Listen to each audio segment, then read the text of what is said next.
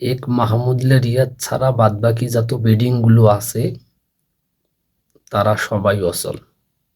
সেই Mahmudullah Riyad back to back half century, Bangladesh মাত্র 227 রানে অল আউট 45 ওভারে।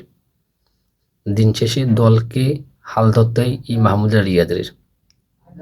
আজকে যত ব্যাটিং আছে, যদি ব্যাটিংয়ের দিকে তাকাই, মাত্র 2জন থেকে 3জন ব্যাটিং ছাড়া বাদ বাকি যে ব্যাটিংগুলো আছে সবাই আজকে খুব ভালো একটা করতে পারেনি।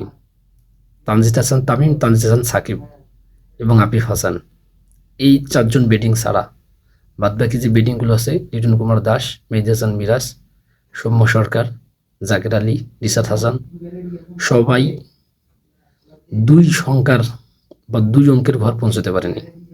এমন একটা বাজে ব্যাটিং করছে আজকে ওয়েস্ট ইন্ডিজের সাথে। দেখা যাক বাংলাদেশ তারপরও জিততে পারে কিনা।